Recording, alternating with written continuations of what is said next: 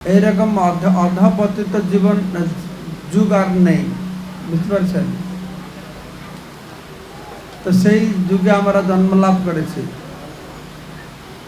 তো সেই যুগে জন্মলাভ করলেও আমরা ধন্য হয়েছি যে এই কলিযুগে ভগবান শ্রীকৃষ্ণ আমাদের জন্য শ্রীমৎ ভাগবতম দিয়েছেন।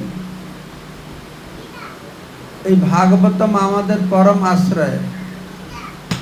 কলিকালে ভগবান নাম রূপে এসেছেন আর ভাগবত রূপে এসেছেন। যদি আমরা ভাগবত কথা শ্রবণ করতে শিখি, শ্রবণ করব, স্মরণ করব, মনন করব আর অভ্যাস করব। অভ্যাস করব মানে কি? মানে ভাগবত কথা শ্রবণে আমাদের মন লাগে না, ভাগবত কথা এদিক ওদিকে মন চলে যায়। তো অভ্যাস করে করে যেন ভাগবত কথা প্রতিদিন শ্রবণ করি, চেষ্টা করতে হবে, তাহলে অভ্যাস। তারপরে মনন করতে হবে। মনন করতে হবে মানে কি? মানে বুদ্ধি দিয়ে মনকে লাগাতে হবে, বুদ্ধি দিয়ে ভগবানকে বুঝতে হবে, শাস্ত্রের ভিত্তিতে ভগবানকে বুঝতে হবে। তারপর হচ্ছে স্মরণ, ভগবানের ধ্যান করতে হবে, মন দিয়ে ভগবান ধ্যান করতে হবে। তো কলিযুগে আমাদের পরম আশ্রয় হচ্ছে শ্রীমৎ ভাগবতম। কৃষ্ণ যখন দ্বাপরের শেষে এই ধরাধাম পরিত্যাগ করে চলে গেছেন, কৃষ্ণ সুধাম অবগতে ধর্ম জ্ঞানাদি সহ ধর্ম আর জ্ঞানকে সঙ্গে নিয়ে চলে গেছেন। কলৌ নষ্ট দৃশ্যাম এস, কলিযুগের মানুষ দৃষ্টিশক্তি হারিয়েছে। সেই জন্য ভগবান শ্রীকৃষ্ণ এই ধরাধামে কলৌ নষ্ট দৃশ্যাম পুরাণ অর্ক অধুনা উদিত, এখন উদিত হয়েছেন পুরাণ অর্ক। ভাগবত মহাপুরাণ রূপক সূর্য উদয় হয় আমাদেরকে রাস্তা দেখাবেন। তো জন্মাষ্টমী আগামী আগস্ট মাসে কয় তারিখে বাংলাদেশে আছে? 19 এখানে। তা আমরা শ্রীমদ্ ভাগবতমের শ্রবণ করব দশম স্কন্ধ থেকে। ওম নমঃ ভগবতে বাসুদেবায়, ওম নমঃ ভগবতে বাসুদেবায়, ওম নমঃ ভগবতে বাসুদেবায়। তো দশম স্কন্ধের প্রথমে পরীক্ষিত মহারাজ প্রশ্ন করছেন। আপনারা জানেন শ্রীমদ্ ভাগবতমে 10টা বিষয় বর্ণনা করা হয়েছে। একে বলে দশম লক্ষণ বিশিষ্ট শ্রীমদ্ ভাগবতম। শ্রীমদ্ ভাগবতম নারায়ণ 4 শ্লোকে ব্রহ্মাকে বলেছেন, ব্রহ্মা 10টা শ্লোকে নারদকে বলেছিলেন। তো এই ভাগবতের 10টা বিষয় আলোচনা হচ্ছে। একটা হচ্ছে সৃষ্টি সম্পর্কে, এই জগতের উপাদানগুলি কি করে সৃষ্টি হলো, একে বলে স্বর্গ। অত্র স্বর্গ বিসর্গ উপসৃষ্টি, ব্রহ্মা কিভাবে সৃষ্টি করেছেন। তারপরে গ্রহ নক্ষত্র, কোন গ্রহ কত দূরে সব রয়েছে সেটা ভাগবত রয়েছে পঞ্চম স্কন্ধে। অত্র স্বর্গ বিসর্গ স্থানং পোষণম, ভগবান কিভাবে জীবের পোষণ করেন, বিশেষ করে তার ভক্তের পোষণ করেন, সেটা বর্ণনা করা হচ্ছে পোষণম। এবং কর্মবাসনা, মন্বন্তর, এইসব করে নিরোধ মুক্তি আশ্রয়, এই সব কিছুর আশ্রয় হচ্ছেন ভগবান কৃষ্ণ। তো দশম স্কন্ধ হচ্ছে ভগবানের মুখমণ্ডল। শ্রীমদ্ ভাগবতম হচ্ছে ভগবানের বাঙ্কময় স্বরূপ। প্রথম দ্বিতীয় অধ্যায় হচ্ছে ভগবানের চরণ যুগল, তৃতীয় চতুর্থ তার জানু, তারপরে নাভি, তারপরে ছাতি, তারপরে গলা, তারপরে মুখমণ্ডল হচ্ছে দশম স্কন্ধ। এর একাদশ স্কন্ধ হচ্ছে কপাল। তো এই দশম স্কন্ধে ভগবান শ্রীকৃষ্ণের কথা বলা হয়েছে। তো কৃষ্ণ হচ্ছেন পরাৎপর পরমেশ্বর। कृष्ण আছেন স্বয়ং ভগবান। কৃষ্ণ শুধু ভগবান নন, তিনি হচ্ছেন স্বয়ং ভগবান। যত ভগবান ভগবত স্বরূপ রয়েছেন, রাম, বামন, নরসিংহ, নিরাকার ব্রহ্ম, পরমাত্মা, এই সব কিছু ভগবান কৃষ্ণকে আশ্রয় করে রয়েছেন। তো সেজন্য দশম স্কন্ধে পরীক্ষিত মহারাজ তিনি শুকদেব গোস্বামীর কাছে প্রশ্ন জিজ্ঞাসা করছেন। শ্রী রাজ উবাচ কথিত বংশ বিস্তার ভবতা সোমসূরয়ঃ রাজ্ঞাং চ উভয় বংশানাং চরিতং পরম অদ্ভুতম। তো শুকদেব গোস্বামী পরীক্ষিত মহারাজ শুকদেব গোস্বামী বলছেন, হে প্রভু, কথিত বংশ বিস্তার ভবতা, ভবতা মানে আপনার দ্বারা, সোম সূরয়, সোম মানে চন্দ্রবংশ, সূর্যবংশ, এই দুটা ক্ষত্রিয় বংশ। সোমবংশ মানে চন্দ্রবংশ, চন্দ্রবংশে ভগবান কৃষ্ণ প্রকট হয়েছেন, আর সূর্যবংশে রামচন্দ্র প্রকট হয়েছেন। রাখলে ফিডব্যাক হবে। রামচন্দ্র প্রকট হয়েছেন। তো এই বংশ, এই সূর্য বংশ, বিবস্বান, ইক্ষ্বাকু, মনু, এইভাবে সূর্য বংশ এসেছে। তো চন্দ্রবংশ এসেছে, সোম মানে চন্দ্র, বুধ, এইভাবে চন্দ্রবংশ এসেছে। এর পূর্বে নবম অধ্যায়তে শিল শুকদেব গোস্বামী এই দুটো বংশ পরম্পরা বলেছেন ভালোভাবে। তো সে কথা পরীক্ষিত মহারাজ বলছেন, কথিত বংশ বিস্তার ভবতা সমসূরয় রাজ্ঞাম চ উভয় বংশানাম। এই দুই বংশের যে রাজা, রাজাদের কথা, চরিতম পরম অদ্ভুত, অদ্ভুত চরিত্র।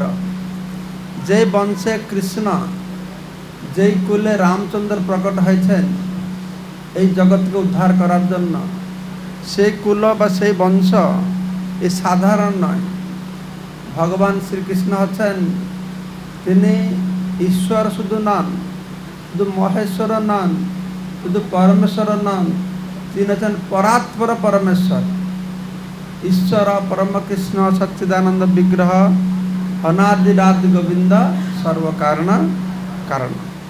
তো সে কথা শিল পরীক্ষিত মহারাজ শুকদেব গোস্বামীর কাছে বলছেন, অবতীর্ণ যদুর্বংশে ভগবান ভূত ভাবনা কৃতবান জানি বিশ্বাত্মা তানি ন বদ বিস্তারত। শুকদেব গোস্বামী, আপনি তো সূর্যবংশ, চন্দ্রবংশ সম্পর্কে অনেক বলেছেন, এখন আপনি আমাকে বলুন না বদ বিস্তারত, আমাদেরকে বিস্তৃতভাবে বলুন। নবম স্কন্ধের শেষের দিকে শুকদেব গোস্বামী সংক্ষেপে বলেছেন এবং বিস্তৃতভাবে শুনতে চাইছেন। কি শুনতে চাইছেন?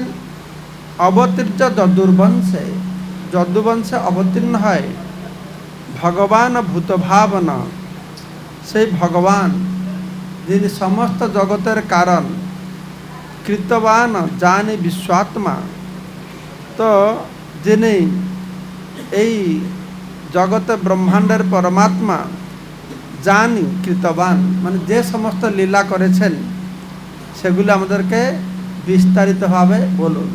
ভগবান কৃষ্ণের লীলা পরীক্ষিত মহারাজ শ্রবণ করছেন। নবম স্কন্ধ হয়ে গেছে, 7 দিন কথা চলছে, অবিরত কথা চলছে। হয়তো পরীক্ষিত শুকদেব গোস্বামী মনে করছেন যে কথা শুনে শুনে ক্লান্ত হয়ে গেছে, অতদিন কথা শুনছে, আমার তো 1 ঘন্টা কথা শুনে হাঁপিয়ে পড়ি। অতদিন ধরে কথা শুনছে, খাওয়া দাওয়া নেই। পরীক্ষিত মহারাজ প্রয়োপবেশন করছেন, গঙ্গার তীরে গিয়ে, পতিত পাবনে গঙ্গার তীরে গিয়ে সেখানে খাওয়া জল পর্যন্ত গ্রহণ করছেন না। পরীক্ষিত মহারাজের চিন্তা, এই জলে তৃষ্ণায় কাতর হয়ে আমি মহান পাপ করলাম, মৃগতা গিয়ে পরীক্ষিত মহারাজ তৃষ্ণার্ত হয়েছেন, তো গিয়ে সম্যক ঋষির আশ্রমে জল চাইছেন। তো সম্যক ঋষি ধ্যানস্থ হয়েছিলেন, বুঝতে পারেননি। কিন্তু রাজা খিদায় তৃষ্ণায় অধীর হয়, একটা মৃত সাপ ওনার গলা জড়িয়ে দিয়েছে, যার দরুন সম্যক ঋষির পুত্র শৃঙ্গী সে অভিশাপ দিয়েছে যে পরীক্ষিত মহারাজ 7 দিনের অন্তে তক্ষকের করাল দংশনে তার মৃত্যু অনিবার্য। তো পরীক্ষিত মহারাজ চিন্তা করছেন, জলের জন্য আমি অত বড় পাপ করলাম, ঠিক আছে আজকে তো আমি জলেই পান করবো না, জলেই আমি পান করবো না, তো আমি কৃষ্ণ কথাই শুনতে থাকবো।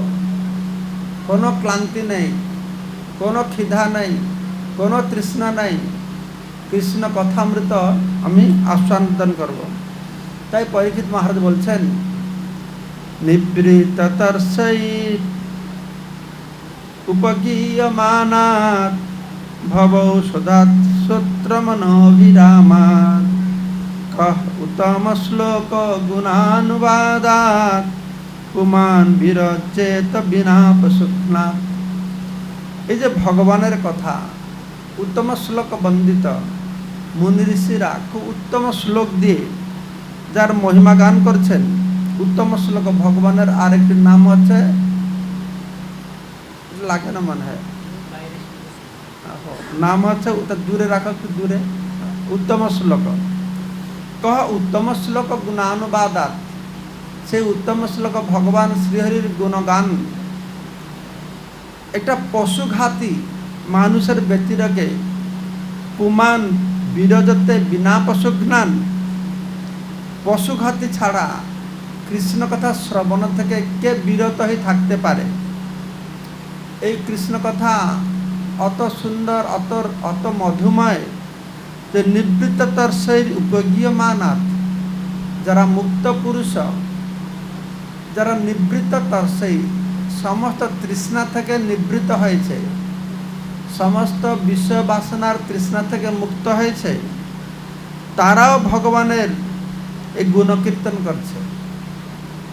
বলা হচ্ছে ভগবানের গুণকীর্তন অত আকর্ষণীয়, অত আনন্দদায়ক। আত্মারামশ্চ মুনয়ঃ নিগ্রন্থ্য বিরুক্রমে কুর্বন্তি অহতি কিম্বতি ইত্থম্ভূত গুণহরি। ভগবানের গুণ উত্তম শ্লোক গুণানুবাদাত, এই ভগবানের গুণ, তার লীলা, তার চরিত্র অত অমৃতময়, ইত্থম্ভূত অত অদ্ভুত, ইত্থম্ভূত গুণহরি, যে যারা সমস্ত বিষয় বাসনা থেকে মুক্ত হয়েছে, যারা আত্মারাম, আত্মারাম মানে কি, যারা আত্মাতে রমণ করে, আত্মাতেই আনন্দ পায়, তাদের আনন্দের জন্য কারোর উপর নির্ভর করে না, সেই রকম মুনি ঋষিরা কোনো কিছুর প্রতি আকর্ষণ নাই, সমস্ত প্রকার আকর্ষণ থেকে মুক্ত, তারা পর্যন্ত আত্মারামস্ত মুনয়ঃ নিগ্রন্থি, তাদের হৃদয়ে কোনো গ্রন্থি নেই, কোনো বন্ধন নাই, তারা পর্যন্ত নিগ্রন্থ উরুক্রমে কুর্বন্তি অহেতুকম ভক্তি, তারাও উরুক্রম ভগবানের অহেতুক ভক্তি করে। তো যারা মুক্ত পুরুষ তাদের শ্রবণীয় হচ্ছে এই উত্তম শ্লোক গুণানুবাদ। আর যারা মুক্ত নয়, এই ভবসাগরের হাবুডুবু খাচ্ছে, তাদের জন্য বলা হচ্ছে ভব ঔষধাৎ স্রোত মনোভিরামাৎ, যারা ভবরোগের ঔষধ স্বরূপ এই ভগবানের কথা হচ্ছে ভবরোগের ঔষধ স্বরূপ, তারা মনোভিরামাৎ, তারাও এই ভগবানের কথা শুনে তাদের মন, তারা আনন্দ পাচ্ছে। তো ভগবানের কথা যারা মুক্ত পুরুষ আর যারা বদ্ধজীব, এ সবার জন্য অত্যন্ত আকর্ষণীয়। তো পরীক্ষিত মহারাজ যে ভগবান শ্রীকৃষ্ণের চরিত্র শ্রবণ করতে যাচ্ছেন, তার পূর্বে তার মহিমা গান করছেন। সে কৃষ্ণ, সে কত করুণাময়, কত কৃপাময়। তিনি কি করছেন, আর তিনি এই কৃষ্ণের চরণকমলরূপী নৌকা আশ্রয় করে আমার পিতামহ অর্জুন, তারা কুরুক্ষেত্র যুদ্ধে দেববিজয়ী অতিরথী ভীষ্ম আদি রূপ তিমিঙ্গল কৌরব সেনাবাহিনী সমুদ্রকে ভগবানের কৃপায় গোষ্পদের মতন অবলীলাক্রমে উত্তীর্ণ হয়েছেন। পরীক্ষিত মহারাজ মনে করছেন কৃষ্ণের মহিমা কুরুক্ষেত্র রণাঙ্গনে, সেখানে কি ভীষ্ম দ্রোণ তারা তিমিঙ্গলের মতন কত বড় বড় যোদ্ধা ছিল, তারা দেবতাদেরকে পর্যন্ত জয় করেছিল। তো সেই কুরুক্ষেত্রে অর্জুনের পিতামহ, অর্জুনের বাবাকে পিতাকে কে অর্জুনের পিতা না নেই অর্জুন পিতা পরীক্ষিত, পরীক্ষিতের পিতামহ অভিমন্যু, অভিমন্যুর পিতা অর্জুন, তাহলে পিতামহ হলো।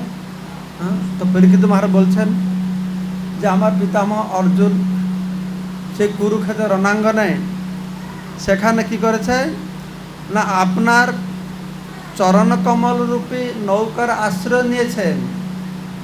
এই নৌকার আশ্রয় নিয়ে কুরুক্ষেত্র যুদ্ধে যে ভীষ্ম দ্রোণের মতন তিমিঙ্গল মহামহা যোদ্ধা ছিল, যারা দেবতাদেরকে যুদ্ধে হারিয়েছে, সেই কৌরব সেনাবাহিনীর সমুদ্রে আপনার চরণকমল উপর নৌকাকে আশ্রয় করেছে। আশ্রয় করে কি করেছে না গোষ্পদের মতন, মানে সেই মহাসমুদ্র, এটা গরু কি গরু খুর না কি বলে খুর, সেটা যত গোটা গর্ত হয় সেই মতো হয়ে গেছে।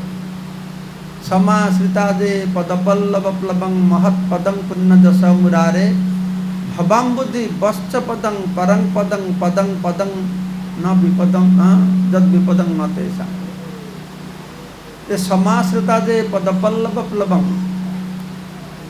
যে আপনার চরণ কমলের সম্যক রূপে আশ্রিত হয়েছে। সমাশ্রিত মানে সম্যক রূপে আশ্রিত হয়েছে। সমাশ্রিতা যে পদপল্লব প্লবং মহৎ পদং পুণ্য যশ মুরারে, সেই ভগবান মুরারির চরণ কমলে যে আশ্রয় নিয়েছে তার জন্য ভবাম্বুজি বশ্চপদং, এই ভবসাগর যাকে অতিক্রম করা একেবারে সম্ভবই নয় ভবসাগরকে, সেই ভবসাগরটা যারা ভগবানের চরণ কমল আশ্রয় নেবে তার জন্য কতটুকু হয়ে যায় না গরুর, একটা গরু তো না, এটা বাছুর, তার খুরের গর্ত কতটুকু। এটা সাগরকে অতিক্রম করা কিরকম, বহুত কঠিন না। আর গরু খুর দিয়ে একটা গর্ত হয়েছে, সহজ সহজ না কঠিন? সহজ। আরে সহজ কি করে হবে, বুঝতেই তো পারবে না। সহজ মানে কি একটু লাফাতে হবে নাকি? যে গরু খুরের গাড্ডা আছে তো বুঝতে পারো, তাকে অতিক্রম করতে হলে। তো ভবসাগরকে অতিক্রম করতে সেরকম হয়ে যাবে, সে বুঝতেই পারবে না। এই যে ভবসাগরটা পারেই দেখা যায় না। ভবাম্বুজি বশ্চপদং, গোখুরের মতন গর্ত মতন হয়ে যাবে। এই ভবাম্বুজিটা কিরকম না পদম পদম হে যত বিপদম ন তেষাং, এই ভবসাগরে প্রতি পদক্ষেপে এখানে বিপদ আছে, কিন্তু তাদের জন্য নেই। তো সেই কথাই অর্জুন পরীক্ষিত মহারাজ তিনি স্মরণ করছেন যে ভগবান শ্রীহরি শ্রীকৃষ্ণের চরণ কমল আশ্রয় করে আমার পিতামহ কিভাবে কৌরব সেনার সমুদ্র, সেখানে তিমিঙ্গলের মতো মহামহা দেবজয় যোদ্ধা ভীষ্ম দ্রোণ তাদের হাত থেকে রক্ষা পেয়ে গেছেন। আমার মা পরীক্ষিতের মাকে উত্তরা শ্রীকৃষ্ণের পাদপদ্মে শরণ গ্রহণ করেছিলেন বলে ভগবান সুদর্শন চক্র হস্তে তার গর্ভে প্রবেশ করে অশ্বত্থামার ব্রহ্মাস্ত্র নষ্ট প্রায় কুরু পাণ্ডবকুলের শেষ বংশধর আমার শরীর রক্ষা করেছিলেন। পরীক্ষিত বলছেন যে আমাকে রক্ষা করেছিলেন আমার মা, আমার বাবা ভগবানের চরণকমল আশ্রয় নৌকাকে আশ্রয় করে ভবসাগর উত্তীর্ণ হল।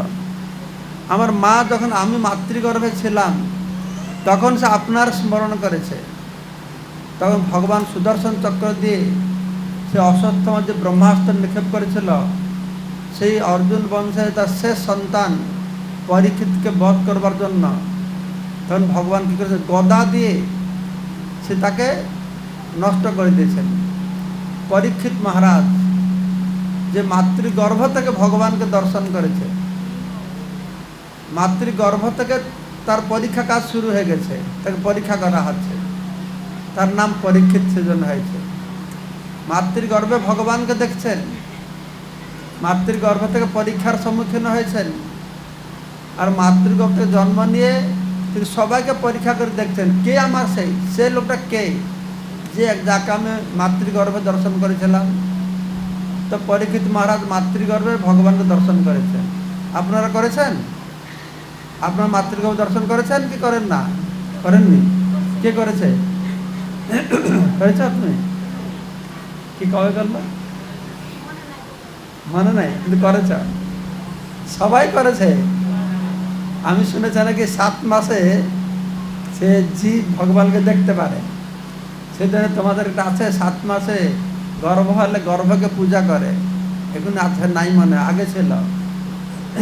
গর্ভবতী নারী তার সন্তান 7 মাসে হবে, গর্ভকে সেই সময় ভগবানকে দেখতে পারবে। তখন জীব ভগবানকে দেখে প্রচণ্ড কষ্ট, হে প্রভু এইবার কষ্ট থেকে উদ্ধার পেলে হারে সংসার নেই বা করিব ভজন তব, আপনার ভজন করব। আর জন্ম হয় পরি মায়া জালে, তখন সঙ্গে সঙ্গে সে ভগবানকে ভুলে যায়। সে ভগবানকে দর্শন করে কিন্তু ভুলে যায়। তো পরীক্ষিত মহারাজ দর্শন করেছেন কিন্তু তিনি ভুলে যাননি, তিনি মনে রেখেছেন। তাই তিনি বলছেন যে পাণ্ডব কুলের শেষ বংশধর আমাকে আপনি কি করছেন না, এই ব্রহ্মাস্ত্রকে নষ্ট করে আমাকে রক্ষা করেছেন।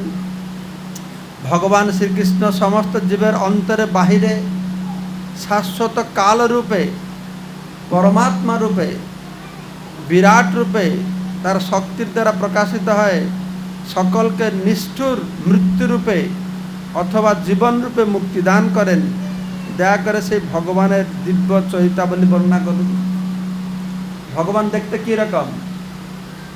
সুন্দর না অসুন্দর? সুন্দর না ভয়ঙ্কর? ভগবান সুন্দর আর ভয়ঙ্কর। রাখে কৃষ্ণ, মারে কে? মারে কৃষ্ণ। কৃষ্ণ রাখলে কেউ মারতে পারবে না। শুনতে ভালো লাগে না খারাপ লাগে? কৃষ্ণ মারলে কেউ রাখতে পারবে না, সেটা শুনতে কিরকম লাগে? কৃষ্ণ মারে না কি আবার? হ্যাঁ, কৃষ্ণ মারে। সেই জন্য গীতা কৃষ্ণ বলছেন মৃত্যু, এই মৃত্যুটা কে? এটা কৃষ্ণ। মৃত্যু সর্বহরশ্চ অহম, কৃষ্ণ বলছে না? আজকে আমাকে পুজো করতে টাকা খরচা করবে না, আমার জন্য দক্ষিণা দেবে না, আমার জন্য মন্দির বানাবে না, বড় বড় বাড়ি বানিয়ে বসে আছে, 7 তলা বাড়ি, আর আমাকে কি করেছ? বাড়ির ভিতরে একটা ছোট ক্যাবিনেটের ভিতরে রেখে দিয়েছ। বউ ছেলে মেয়েকে নিয়ে ভালো করে হাপুসুকি ঝোল ভালো খাচ্ছ, আর আমাকে কি করছো? একটা বাতাসা ভোগ দিচ্ছ। ঠিক আছে, খাও খাও, একদিন আসবে আমি সব তোমার নিয়ে যাব। মৃত্যু সর্বহরস্য অহম। ভগবান বলছেন আমি কাল। এই কাল ভগবানের আরেকটা রূপ। মানুষ বলছে আরে মন্দিরে যাবে, আমার সময় কোথায়, কত কাজ, ঘর বাড়ি কাজ, ছেলে মেয়েদের পড়াশোনা দেখাতে হবে, বিজনেস দেখাতে হবে, মন্দিরে যাওয়া যায় নাকি সব সময়? ভগবান বলছেন ও আমাকে দর্শন করতে আসতে তোমার সময় নেই, তুমি বাবা বসে থাকো, ঘরে থাকো, আমি যাব দর্শন দিতে তোমার কাছে। তোমার ভক্ত হলেও যাব, না হলেও যাব। আমার দর্শন সবার কপালে আছে, ভক্ত পাবে ভক্ত পাবে। আমি যাব একদিন তোমার বাড়ির কাছে যাব, তুমি আসতে পারছো না, কষ্ট করে টাইম নেই বলে আমি একদিনের দরজা ঠুকঠুক ঠুকঠুক করবো। আর যেদিন ঠুকঠুক করবে দরজাটা খুলবে, দেখবে আমি এখানে দাঁড়িয়ে আছি, চলো এখন বাবা। না না আমার তো সময় নেই, এখনই কত আমার ডিউটি আছে, একটু টাইম দাও, শেষ বিড়িতে ফু দিয়ে যাবো। না হবে না, এক্ষুনি চলো। তখন তো বলতে পারবে না। এই কাল অস্মি অহম, ভগবান বলছেন ভক্তরা ভগবানকে দেখবে, অভক্তরাও। তাহলে কেন ভক্ত হতে হবে? অভক্ত যদি ভগবানকে আমি দেখবো, তাহলে কেন ভক্ত হতে যাব? আরে ভক্তরা ভগবানের দ্বিভুজ মুরলীধারী শ্যামসুন্দর মনোহর রূপকে দর্শন করবে, অভক্তরা দেখবে তার বিভৎস কাল রূপকে দর্শন করবে। তো সেই কথা এখন পরীক্ষিত মহারাজ বলছেন যে আপনি মৃত্যু রূপে, মৃত্যু হচ্ছেন ভগবান, জীবনও ভগবান, তিনি পরমাত্মা রূপে সবার হৃদয়ে বসে আছেন। যে কৃষ্ণ ঈশ্বর সর্বভূতানাং হৃদয়ে অর্জুন তিষ্ঠতি, কৃষ্ণ বলছেন আমি প্রতিটি জীবের হৃদয়ে পরমাত্মা রূপে সর্বস্ব চ অহং সন্নিবিষ্ট মত স্মৃতির জ্ঞান অপহনং চ, আমি প্রতিটি জীবের হৃদয়ে অবস্থান করি, আমার থেকে স্মরণ বিস্মরণ জ্ঞান উদয় হয়। তাই পরীক্ষিত মহারাজ বলছেন তো দয়া করে ভগবানের সেই দিব্য লীলা আমাকে বলুন। তো সেই দিব্য লীলা আমি শ্রবণ করতে চাইছি। তো এখনই আসল প্রশ্ন তিনি জিজ্ঞাসা করবেন। এখানে 8:30 বেজে গেছে না? হ্যাঁ, তো তো সেই কথা আমরা আগামীকালকে শ্রবণ করব। যখনই পরীক্ষিত মহারাজ সুখদেব গোস্বামীর কাছে কৃষ্ণের কথা বর্ণনা করবে, জিজ্ঞাসা করবে কৃষ্ণের আগে কে জন্ম হয়েছে? হ্যাঁ, বলদেব, বড় ভাই কে? বলরাম। তো সেই কথা পরীক্ষিত মহারাজ বলবেন যে বলরাম কার ছেলে? কার ছেলে? রোহিণীর ছেলে। তো দেবকীর গর্ভে তো বলরাম ছিল, দেবকীর গর্ভ থেকে আকর্ষণ করে রোহিণীর গর্ভে রাখা হলো, তাই তার নাম কি হলো? শঙ্কর্ষণ। সম্যক রূপে আকর্ষণ করে দেবকীর গর্ভ থেকে রোহিণীর গর্ভে স্থানান্তরিত হলো, তাই তার নাম হলো শঙ্কর্ষণ। তো কৃষ্ণ বলরাম, বলরাম মার পেটের ভিতর থেকেই চলে গেছে অন্য জায়গায়, আর কৃষ্ণ জন্ম হয়ে চলে গেছে অন্য জায়গায়। দুই ভাই অন্য জায়গায় চলে গেছে, নদীর ওপারে। কোথায়? নন্দ গোকুলে চলে গেছেন তারা, গোকুলে। হ্যাঁ, বলরামও চলে গেছে আর কৃষ্ণ চলে গেছে। আর এদিকে কংস কি করছে? মনে মনে বসে কলা খাচ্ছে, যে অষ্টম কর্ম ছেলে জন্ম হলেই তো বা শেষ করবো ওকে, বসে আছে। হ্যাঁ, আর সপ্তম গর্ভ ছেলে কি হলো? দেবকীর সপ্তম ছেলে গর্ভ নষ্ট হয়ে গেছে না, সবাই হাহাকার পড়ে গেছে, হায় হায় কি হলো, দেবকীর সপ্তম গর্ভটা নষ্ট হয়ে গেল। সবাই মনে করছে, সবাই দুঃখ পেয়েছে। কংস কি বলছে? কংস বলছে আরে দৈববাণী হয়েছে অষ্টম গর্ভ, দেবকীর অষ্টম গর্ভের ছেলে আমাকে মারবে, তার অত হিম্মত সাহস আছে? আরে সে আমাকে মারবে কি? দেখো সপ্তম গর্ভ ছেলে মা পেটে থেকে হরে কৃষ্ণ শেষ, চলে গেছে, ওপারে চলে গেল, হুপ দেখাচ্ছে। দেখো, হ্যাঁ, ও মার পেট থেকে বেরোতেই পারলো না। তুই ভিতরে ভিতরে যে কি হয়েছে ও তো বুঝতে পারছে না, পর্দার পিছনে কি হলো। হ্যাঁ, যোগমায়াকে ডেকে কৃষ্ণ বলে দিলেন তুমি যাও, সেখানে গিয়ে না দেবকী জঠরে যে বলরাম রয়েছেন তাকে শেষ আখ্যা, শেষ অদেব তাকে আকর্ষণ করে রোহিণীর গর্ভে স্থাপন করে বর্ণনা করেছে। তো সে কথা আগামীকালকে আমরা শ্রবণ করব। ঠিক আছে? জয় শ্রী প্রভুপাদ কি, সনাতন ভক্তবৃন্দ কি, জয় গৌর প্রেমানন্দে।